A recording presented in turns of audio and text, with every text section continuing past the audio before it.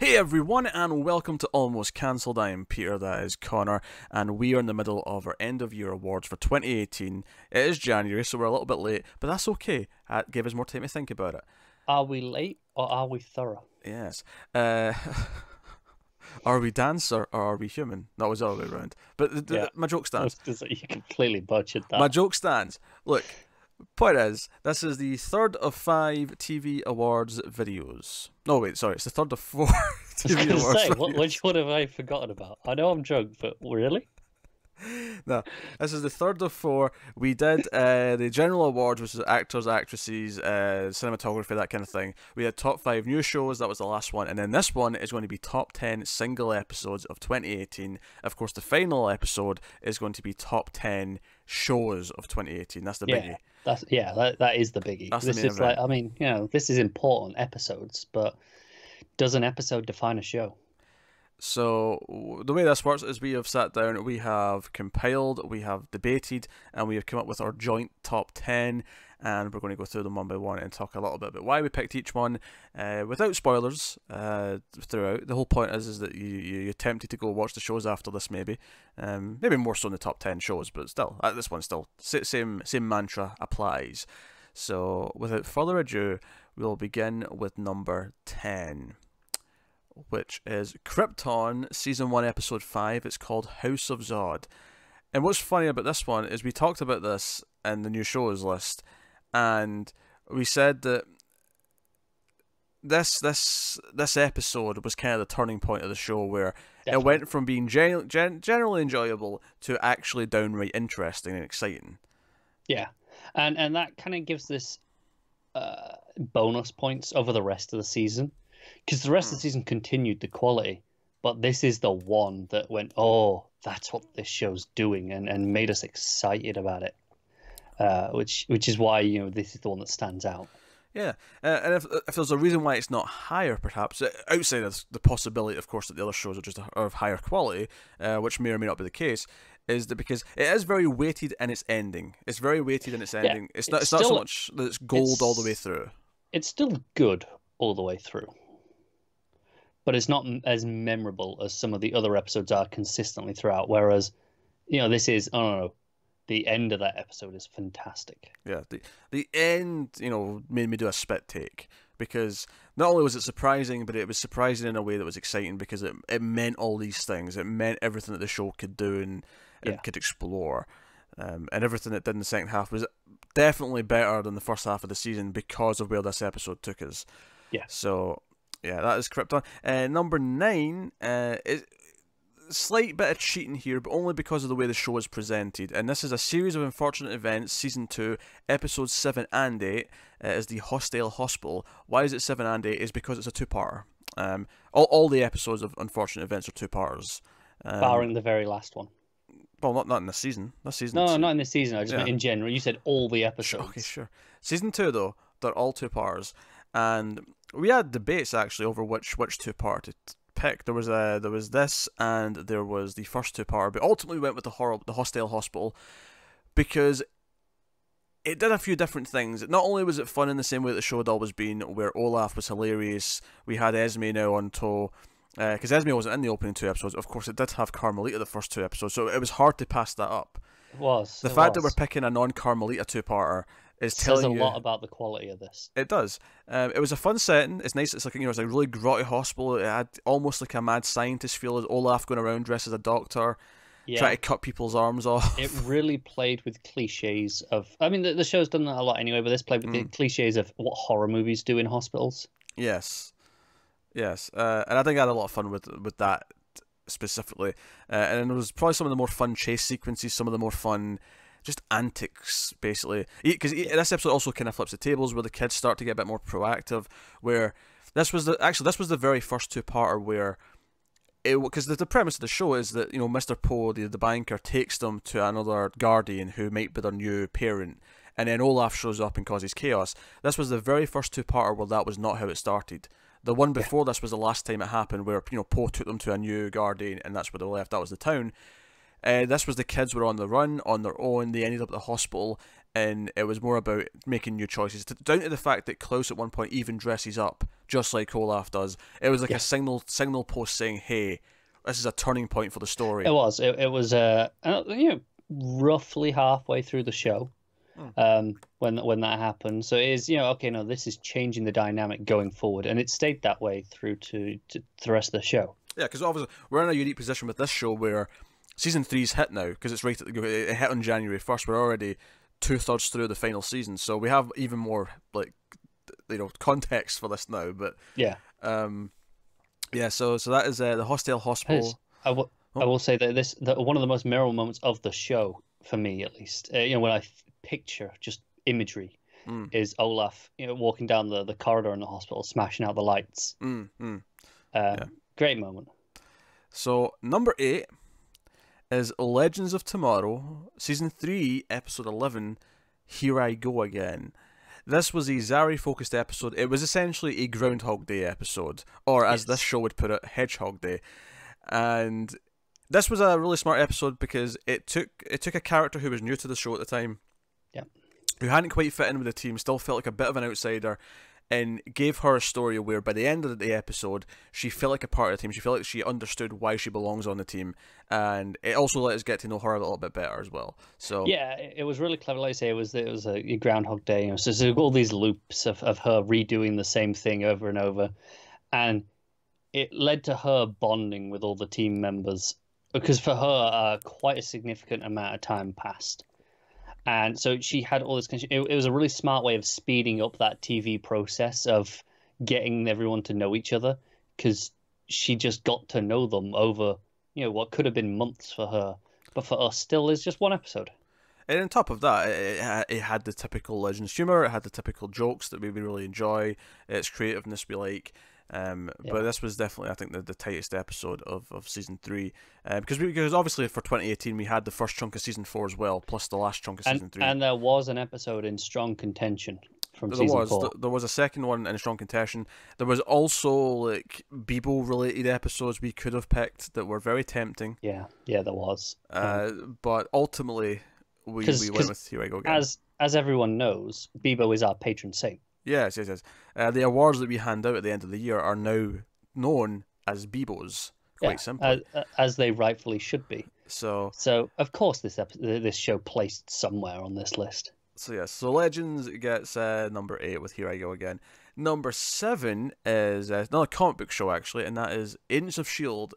Season 5, Episode 22, The End. Such an ominous title. Not surprisingly, this was the season finale. That's actually one of the hardest parts about picking these, like, our favourite episodes, is that sometimes it's really tempting to just go with finales, because the finales in a lot of shows tend to be the high point. If they do their job right, the finales can often be the best one. They do. I think we've kind of got for a mixture, not to spoil the rest of the list, but they're not all finales. No, they're not. There is some others, but I mean, we tried not to go, let's just give it to the finale every time. So this one sticks out. This was an emotional climax for the show, a show that we have been in love with for a few seasons, and it was big. It was epic. I think they'd intentionally been saving their budget all season, almost to a point where you could feel it in some of the other episodes. You could feel them always inside that lighthouse. Yeah. But when it got to this finale, and there's a couple of scenes with a spaceship like coming down into Earth, it looked like movie quality level of like effects. Yeah, because this show has not always had the best effects. Even by TV standards, there are some pretty ropey things that jump to mind over the past few seasons. It's hit and miss. I think they've had some nice examples as well. I feel like I can think of a lot of good. No, they have had good examples as well, but they have had some pretty bad ones too. But this was above and beyond what I would ever expect from this show. They saved their money for this. It had a big climatic battle. It had character culmination, but it also had an emotional, idealistic message. And I think on top of that, it did something surprising where it addressed something that I had in my head, and the characters actually acknowledged this, and it changed the tone of the ending because they thought of the thing that I was already thinking of. Yeah, because it was something that if you go back and watch our reviews, we were going, well, that's still in play for a few episodes when we were speculating where the end of the season might go. And it was something we thought, well, if there's another season, maybe that's when they'll kind of go back to that. But no, they didn't. It was at the end of this season in this episode. They went, no, that's there. They didn't let it sit on a different feeling for too long, because it's they knew they were going to be off for at least some time when they recorded this, potentially forever. Yeah. Obviously, we have the wonderful news that we have at least 2 more seasons to enjoy. Two 13-episode seasons, but that's okay. I will take it. Yeah, that's okay. So, no, the end was delightful and big, and everything that we like from S.H.I.E.L.D. Number 6 is Westworld, Season 2, Episode 8. It is Kiksuya. And this was the focused Native American episode that focused on the character whose name I am now forgetting. Keshita, I believe it's pronounced. Keshita, yes. So he was a character from the Ghost Nation who was popping up a lot throughout the season 1 as well. And this was the story of what the Ghost Nation are, how they came to be. So it's a focused episode, mostly flashbacks, sort of building up to like what's going on in present day. A very philosophical episode, even by Westworld standards. Very philosophical, very ballsy. It was mostly all subtitled, barring 1 or 2 scenes. And I think what's beautiful about this episode is not only was it just a good story for him and the Ghost Nation story, it ended up tying into stuff with another character in a way that neatly explained some cryptic stuff we've been seeing with that character since season 1, in a way that was far more satisfying than I ever thought they were going to be able to do. Oh, definitely. This episode, it just went above and beyond whatever I expected. This show is so well regarded by a lot of people, right? Yeah. And we were really into it. And then this came along and still managed to easily, in my opinion, be the top episode. I think it was close. I think 4 was just behind it. 4 was very good, but in my mind, there was no question as to which one was better. Yeah, this had the emotional beat, so this kind of played things really well in that sense. In terms of just, this is one focused episode of this is what we're doing. This was fantastic. Number 5 is The Expanse, Season 3, Episode 13. It is called Abaddon's Gate. This is the season finale of the season, and The Expanse built things up throughout the season. It actually ended the second book halfway through the season, then did all of the third book in the second half of the season. And which, when you say it like that, sounds like it should be rushed, but it's not. It's the exact right length. No, it's not. They knew the book would lend itself to less episodes, so they did that. Yeah. This opens everything up in the show. Like, arguably, the final episode of that season is finally where the Expanse really starts to happen. It's kind of crazy. This is 3 seasons in. This was where it got cancelled originally, right? Yes. And it's like, no. Everything up to now, this is all just a prologue to the next part of the story. Yeah. This feels like the end of an act. Like, if the show, let's say the show ends up like 9 seasons, this feels like the end of Act 1. It does, yeah. And fascinating stuff. But what I liked about this is that there was some action, there was some fighting that was really good. Don't get me wrong, there was great stuff in here. But I think more than that, again, there was this message, there was this idealism and hope. The idea that to save the day this time, it was about convincing people to do the right thing instead of shooting people or punching people. Yeah. And on top of that, to go back to something we said in the 10th best episode with Krypton is, by the time this got to the end, I was excited by the possibilities of what we could do next, where this show is going. And that that's a big part of the enjoyment. It's like, oh man, that's what's coming up, and just really intriguing stuff. Right. And as much as it's very similar in the sense that it was the finale of the second book, episode 7 of the show was also in contention as well. That was the 2 that we were debating over, because that had a lot of great memorable moments as well. But ultimately, I don't think we specified at the start of this that we only allow 1 episode per show. Yes, we have a rule. But ultimately, the reason why I picked this one over episode 7 was purely because of the message of the episode, which I think shone through. So, takes us on to number 4, which is an interesting pick. This kind of ties back into Unfortunate Events getting a 2-parter. Yes, we cheated a little bit again. See, I don't think we did, because you can't separate this, and it would get no love elsewhere. So, number 4 is Elseworlds, which is the crossover between Supergirl, The Flash, and Arrow, which vastly exceeded our expectations. I think the jump from the previous crossovers to the quality of this one is insane. Yeah, because we went into this going, well, we were kind of down on a lot of the seasons at the point we were going into it, or not as high as we wanted to be at the very least. And we were like, well, I mean, the crossovers are usually fun, so I'm sure we'll enjoy that. And the last one, the previous year's one was pretty good, right? And then this was just another level entirely. Crisis on Earth X was good. This was another level where not only was it fun, not only did it have all the fun character interactions that we like about it, it felt tighter, it felt more focused, and it actually had some emotional weight by the time we got to the third part of the crossover. It obviously introduced Batwoman, it did all these different things. It introduced some elements, it introduced some ideas, it had some emotional weight, and then ultimately set up a crossover for next year, which is genuinely the most exciting thing these shows have ever done. Do you know what's something as well that I don't even know if we mentioned on the review when we did this? Something that I was so impressed with thinking back is that it set up a sequel, right? Mm-hmm. You just said that, but it did that without sacrificing its own story whatsoever. It wasn't, oh, this is just a setup, that sequel. No, it had its own story. It had its all the stuff that still happened. That still mattered to these episodes here now. No, it had an arc. A couple of characters in particular had an arc. It made it feel like a full, well-rounded story. It's just naturally set up for what's coming next year. Yeah, I think it's so easy to say, you know, with movies that want to do the shared universe, they're so eager to jump on that bandwagon and they forget to tell a compelling movie in its own way. It's just so concerned with this is the universe, right? Whereas this, it doesn't get too concerned in that, oh no, we've got a sequel coming. It does that stuff, but not at the expense of its own story. Yeah. No, genuinely surprised. I've not felt actual emotion for characters in these shows in a long time. And No. you know, I love Legends of Tomorrow, but it doesn't excel at that side of it. It excels at just being fun and well paced and not being annoying, which is what the other shows often fall into. Yeah. This was kind of above and beyond. Yeah, there's an argument that this is almost it's a TV movie rather than in episodes. Yes.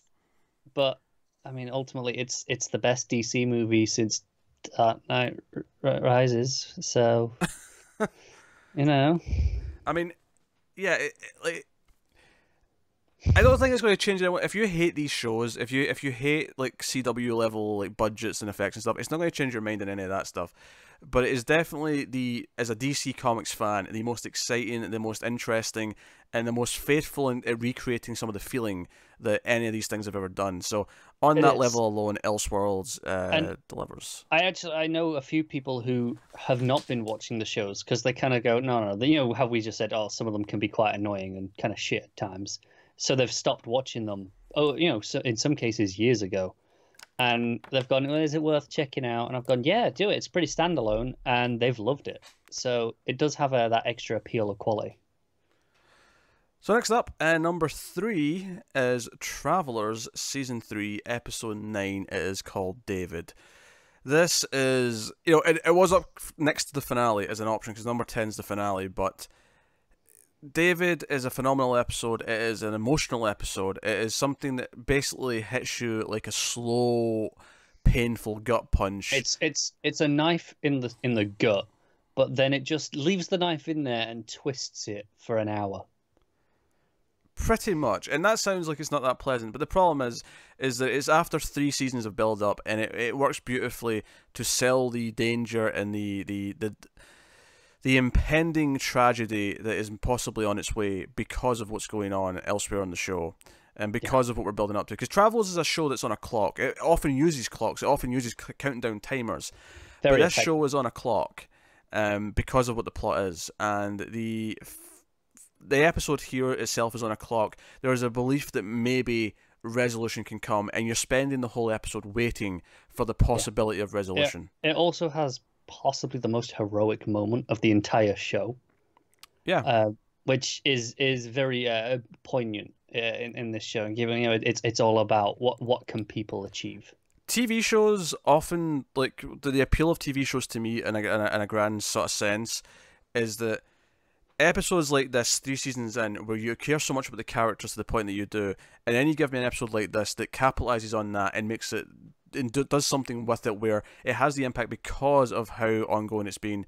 That is why TV is appealing. So no, I agree. It's episodes like this which are why I prefer TV as a serialized medium over movies. Even though movies often have a higher budget, right? And you know they've got all this spectacle.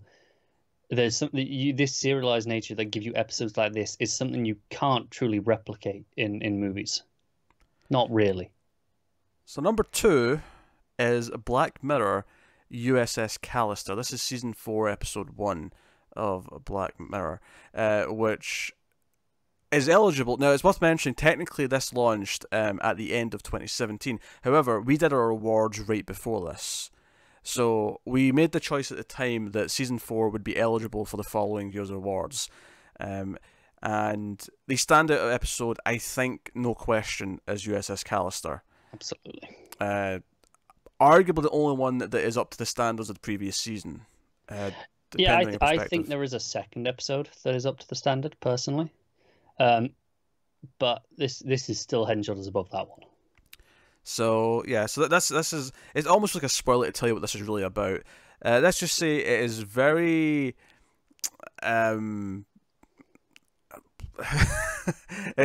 it's an exploration of several key themes, and it does so in a way that I've not seen done before. It does it in a way that examines the negative traits that a certain type of character can have, and it deals with things such as entitlement, sexism, especially in in regards to fanboyism and fan culture. It kind of really taps into that. It does tap into that. I think it goes further than that, though, because it goes more into the character, how he treats other people. Because it does. But I'm saying it has this extra of that appeals to me, at least personally, of doing it. It has a specific prism through that angle. That I personally quite appreciate, because I think being a fan of something is obviously a great thing, but there are elements of fandoms that can be very toxic, and I think this episode kind of captures into that and then goes further with it. Yeah, I'd say that's the second thing, though. Oh, it is the second thing, but I wanted to mention it because it is, for me. Oh no, sorry. What I mean is, I'd say that's the first thing. Like, I think that's the surface level thing, and then what it's actually doing with the characters is the main meat. Yeah. When it goes deeper into that, don't get me wrong, that is. But I wanted to mention that first initial fandom toxicity as well, because I think that to me that was quite important in setting that up, and really doing it through that prism was really interesting for me. It does a great thing where it it flips your expectations of who you're rooting for in the story, which is also really nice. So it plays with the things like that. Yeah. But that is number 2. So number 1, our favorite single episode of 2018 is Better Call Saul season 4 episode 10. It is the finale.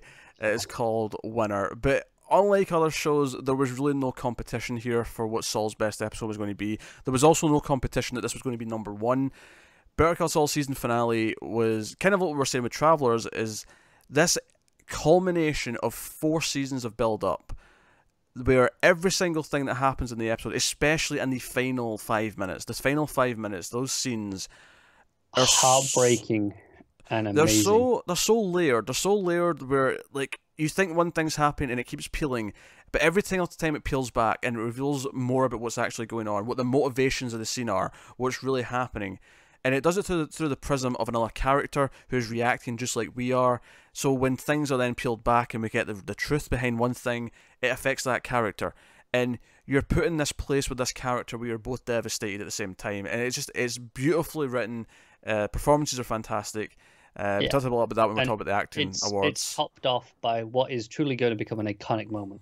Yes, no, this is a pivotal moment in the show. This is a pivotal moment in the entire story of Jimmy McGill and the entire story of Better Call Saul.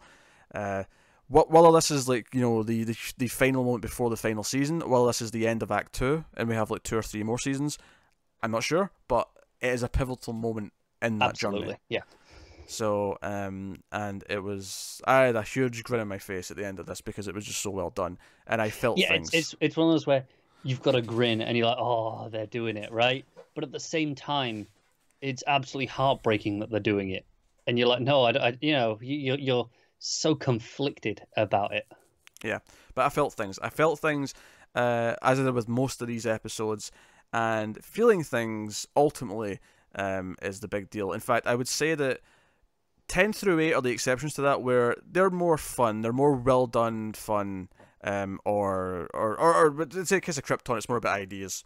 But Legends and it's like, Unfortunate Events, they're fun. They're really just well done hijinks and character work, but not in the same way. I think 7 upwards, it's all about emotions. It's all about reaching me in an emotional level where it hits me and I feel something.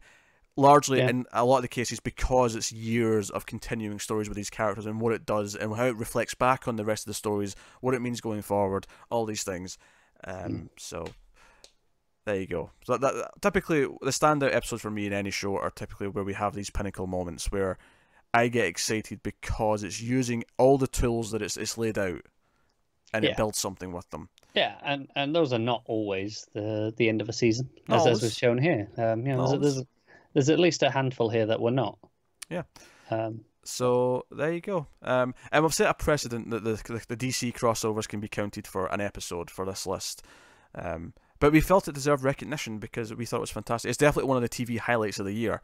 So yeah, it's something that I'm going to go and state now that if next year's one can match the quality of what I hope / expect from it, expect to see it on this list again. Yes, I concur. If it matches the quality of this one, I'll be happy. If it exceeds it, then great. But if it matches this one, then I can't complain. No, not at all. So there you go. That is our top 10 single episodes of the year.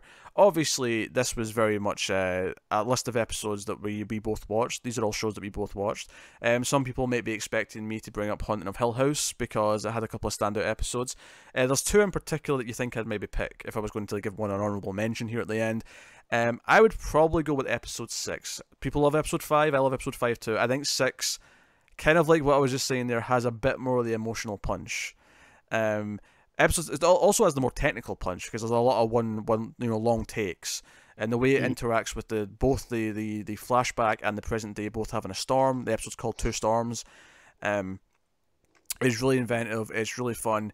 The drama feels a bit more real because it is all these long interrupted takes where the acting, for better or worse, has to just do these long, uninterrupted discussions and conversations.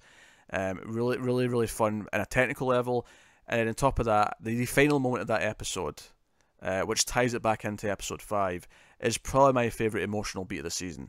So that'd be my honourable mention for something that Connor didn't watch. That's fair. For me, my honourable mention comes from Star Wars Rebels, which wrapped up earlier this year. So we had the back half of the final season. So this was actually hard for me to pick an episode to narrow it down to. There was 3 that sprung to mind immediately.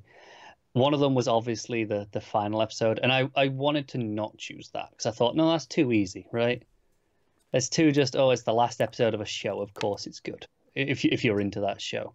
Now, the 2 other episodes that I dealt with, one was, I believe, episode 10, and it dealt with a death of a character, and was very hard hitting. But ultimately, the one I actually went with was episode 13. It's called A World Between Worlds.